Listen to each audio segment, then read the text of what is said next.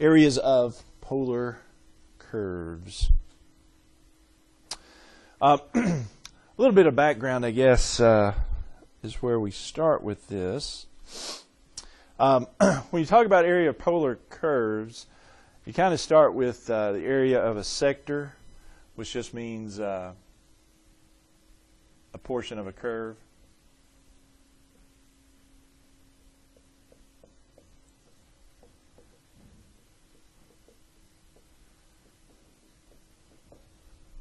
Well, the area of a sector of a circle, you got radius r, and theta is the angle there of your sector.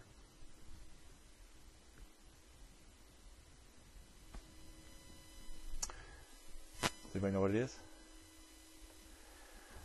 Well, area of a full circle is pi r squared, right?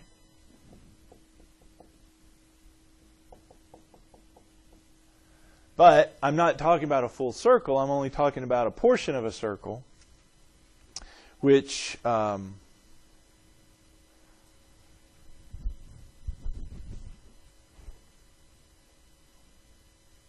we can get that by thinking about the portion of this circle that's swept out. Isn't that one way we could think of it as a ratio? It's theta over 2 pi is what the part of the circle so I've got pi r squared, but then I've got to multiply it by the portion of the circle. So whatever theta is divided by 2 pi. You know, if it was, if I was talking about theta was pi units, half of a circle, I'd have pi divided by 2 pi, which is a half. But no matter what theta is divided by 2 pi, that'll give you the portion of the circle. Well, of course, what happens there? Pi's cancel, and here's what it is. Area of a sector is 1/2 r squared theta. So if you take half times the radius squared times the theta angle, that gives you area of a sector. Okay? Well, here's how that's useful to us. So let's say we have some weird little polar curve. Doesn't really matter what it looks like. Let's make it really wild. Okay, that's our polar curve, and we're going from A to B. So usually when you do angles, you know, you go counterclockwise, right? And so we're going from this angle right here all the way through that angle there. And so I want to know what is that area right there. So this is at theta equals A, and this is going to theta equals B. Kind of sweeping. It's kind of a sweeping sort of thing. That's the area I want to know. Well, where the sectors comes in is I'm going to divide this into little strips. I'm going to go a small little increment for theta. I don't know if I want to go that small. 4 or 5 of these. Okay. So I'm going to go theta from A equals to my first subinterval here. All right. Then I'm going to do a sector. So I'm going to make that circular, if you will. Then I'm going to sweep again another little bit of an angle. Okay. So that's going to give me, I guess that sector would be more like there. If I use the end point there. Then I'm going to go another angle. Sweep that out, and then I'm going to go to this one, finally, and get that. Okay. Something like that. But each one of those is a circular sector. So I know its area. Okay? Well, what is the area of each circular sector? Well, the area of each circular sector, call it A sub I, is 1/2 the radius, which would be whatever the radius is squared, times, now what's the angle? Well, that's where we get it's the change in the angle. That's our delta theta sub I. Or delta theta, yeah, delta theta sub I. Okay? So this approximating area, the approximate area would be the sum of all those.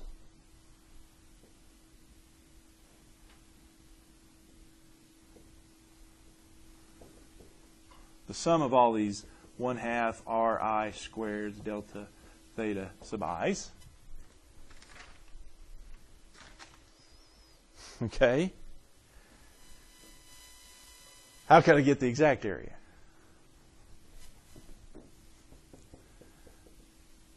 Yeah, take it as a limit as n goes to infinity of all these 1/2 Ri squared delta theta sub i's. What is that? That's an integral. So that's the integral of 1/2 r squared d theta, right? Delta theta turns into d theta. 1/2 r sub I squared would be 1/2 r squared. Okay? Now, this, again, we're usually talking about an r equals f of theta. That's usually the way we want these polar equations to come. And so this is just going to be whatever the function is. So it's going to be plug in your f of theta, whatever it is.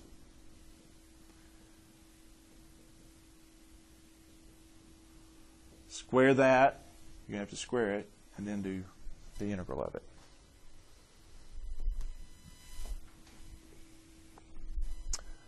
So what's the area of a polar curve? Well, then you got your a to b. Theta equals a to b. That's how you do it. It's 1/2 your whatever your function is in terms of theta squared, and then do the integral. Okay?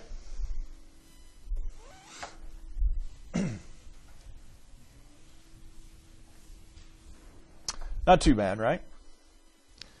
Well, let's start with an easy one. Find the area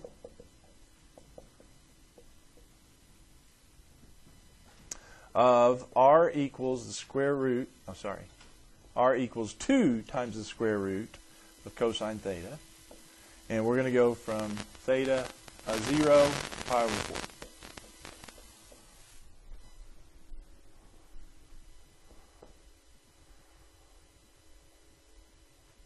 Okay? Well, polar curve, the area is that. It's one integral of 1/2 f of theta squared d theta from a to b. So what is that here? It's the integral, this is my a, this is my b, 0 to pi over 4. 1/2 the f of theta, 2 square root of cosine. So you have to square that. So it's 2 square root of cosine theta, all that squared, times d theta.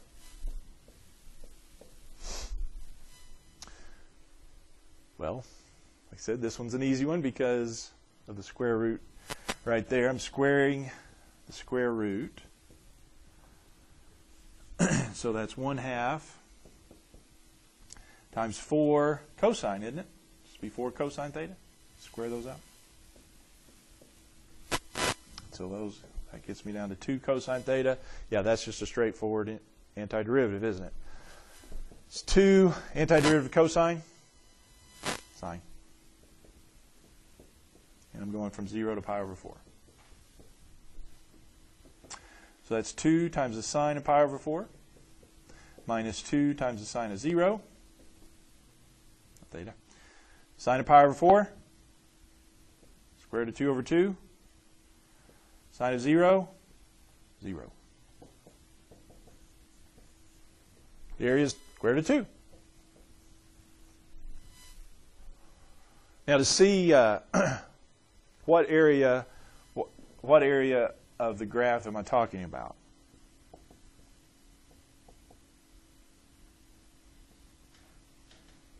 Let's draw the graph.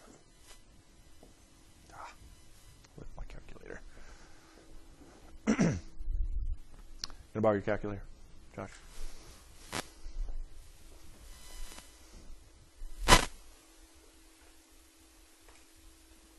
Thank you.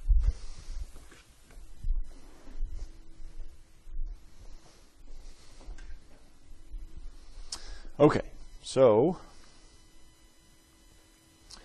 I am talking about 2 square root of cosine of theta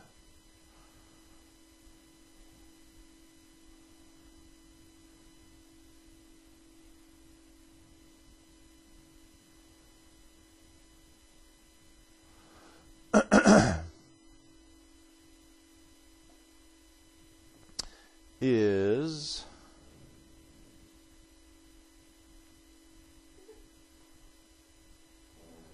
looking a lot like a circle, isn't it?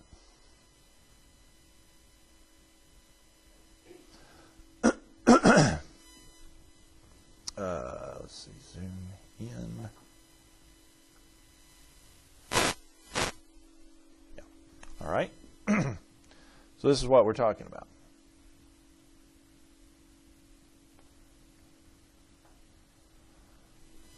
More like an egg shape, I guess, but oval.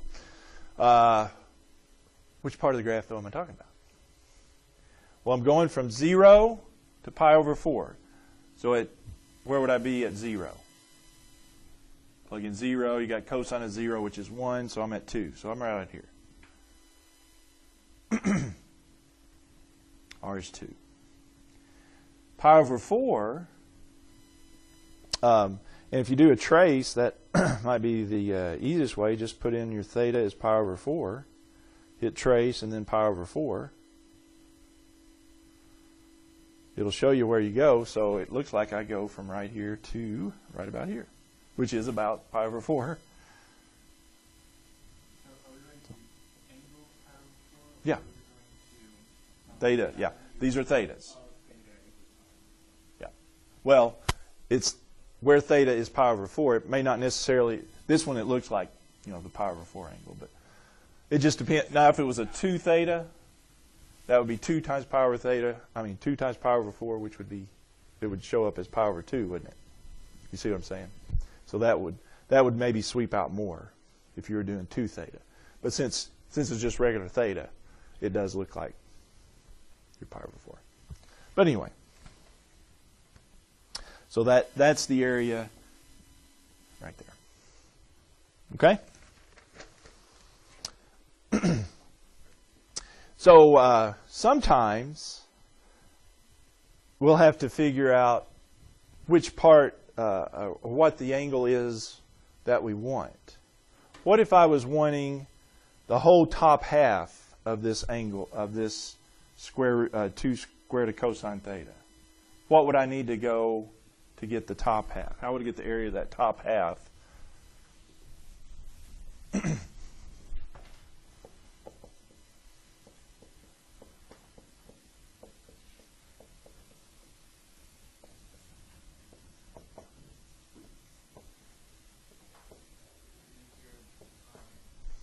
0 to pi?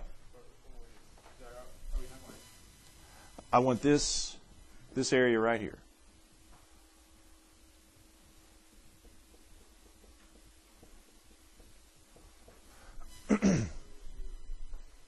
Zero to pi? Would it be pi over pi by 2? Well, this gets 0. This is 0 to pi over 4, isn't it? Don't I need just pi over 2? I think so. And again, that's where you can get get the idea with your trace. If I go see where it is when I'm at pi over 2, yeah. If I go to theta as pi over 2, that puts me right there at that one. So if I go from 0 to pi over 2, I'm at that point there. And so that would, well, I guess it should be done over here.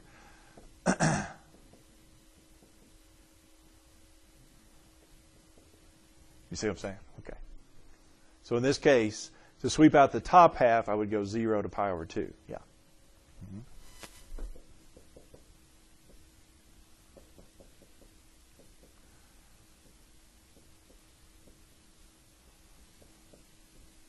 Which, of course, your antiderivative would be the same. You just plug in the pi over 2 there. Let's see. That works out to be, that would still be, what was it? it wound up being just 2 sine theta. And so 0 to pi over 2. We'll be talking 2 times sine of pi over 2 minus 2 times sine of 0. That's still 0. Sine of pi over 2, it's 1, isn't it? So that area winds up being 2. Okay.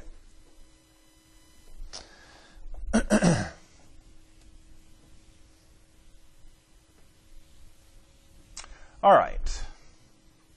Find the area.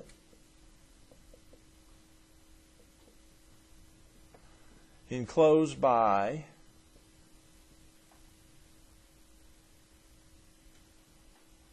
r equals 2 times 1 plus cosine theta as shaded here.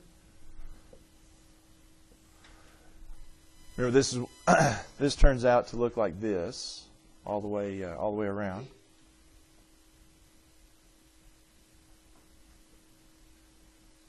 I think. Let's make sure.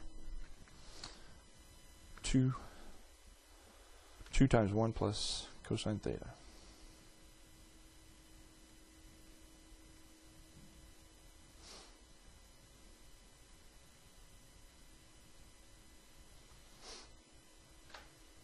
Yep.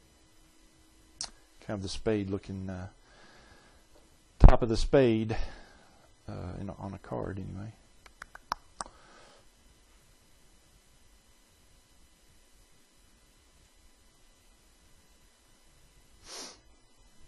Okay, where this is, looks like 1, 2, 3, 4. But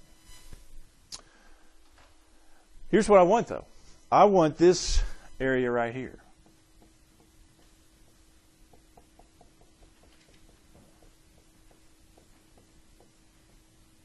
Just from this around. So again, it's figuring out the angles that I need. Okay? Well, what are you thinking? One way to do it, wouldn't it be to start at this one, because at theta equals 0, I would be right here. Theta equals 0 would be at 1 times 1, 1 plus 1, which is 2, times 2 would be 4. So at theta equals 0, I'm at 4. So I'm right here. So how would I get it from here around to here? Yep. Start here at theta is negative pi over 2, and then go around here to theta equals pi over 2. Make sense? So the area there enclosed would be the integral from negative pi over 2 to pi over 2. Now what would be the inside part here? Well, it's 1/2 r squared theta, r squared d theta. So what goes here? Well, that's my r. So it'll be 2 times 1 plus cosine theta squared d theta.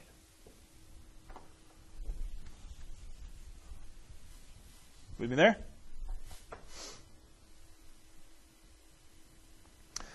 Well, that's going to be the integral 1/2. That would be square that would be 4. Square that. So 2 squared gives me 4. Square that, you got 1 plus cosine theta, 1 plus cosine theta. So 1 times 1 gives you 1. 1 times cosine gives you cosine.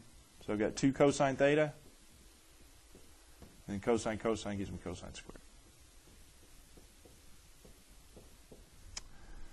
And I can cancel that, so that's just 2. So I've got the integral of 2 times 1 plus 2 cosine squared.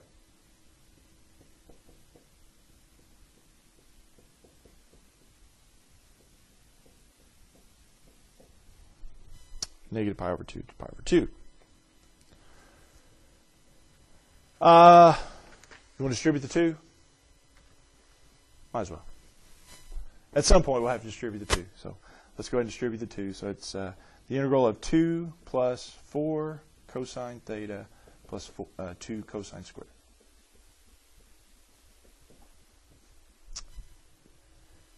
Now what do you see as far as doing that? Just do them individually, right? So I'm going to do the integral of 2 d theta.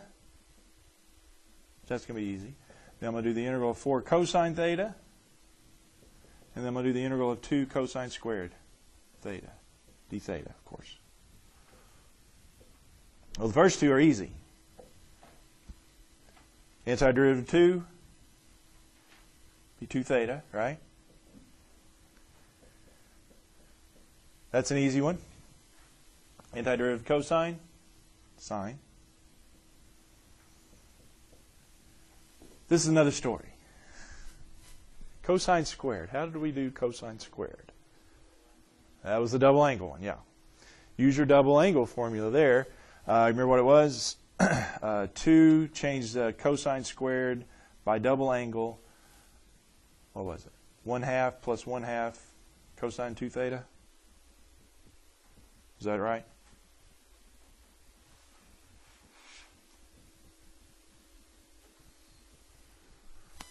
I think it's the way it all worked out. Does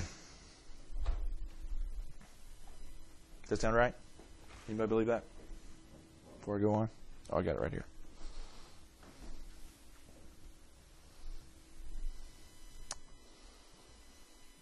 Well, the good news there is with the 2, distribute there, got that 2 on the outside, so 2 times that will give me 1, and 2 times that will give me 1, so it's just going to be here 2 theta plus 4 sine theta plus the integral of 1 plus 1 cosine theta, cosine 2 theta.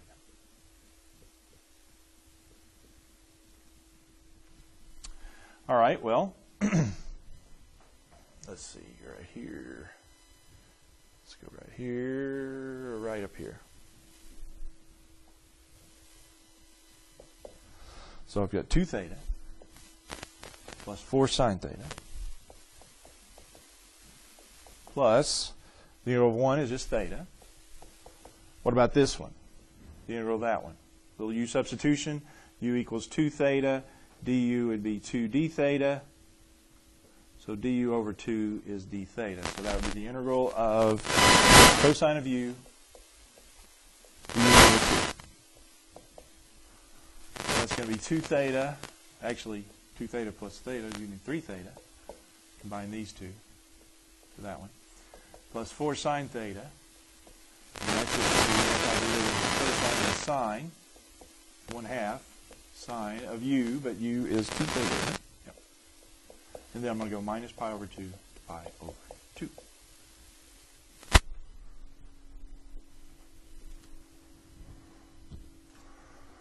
Okay, well, no biggie. It'll be sine of pi over 3 times theta, so it'll be 3 times pi over 2, plus 4 times sine of pi over 2, plus 1/2 the sine of 2 times pi over 2. So that's just going to be pi, isn't it? Now I go minus, plug in the minus pi over 2, so that would be minus 3 times negative pi over 2 plus 4, do it down here, times sine of negative pi over 2 plus 1/2 times sine of 2, so that would be sine of negative 1, wouldn't it? I mean negative pi. Okay. All right, so that's 3/2 pi. What's sine of pi over 2? It's 90. That'd be 1. That's 4. Sine of pi, back to 0. Yeah, that's 0. And then minus, well, we'd have minus 3/2 pi. Sine of pi, negative pi over 2. Is that negative 1? So that'll be negative 4. And that's 0. So we've got 3/2 plus 3/2, that'd be 6/2 pi. And 4 plus 4, so that'd be 8. So it's 3 pi plus 8.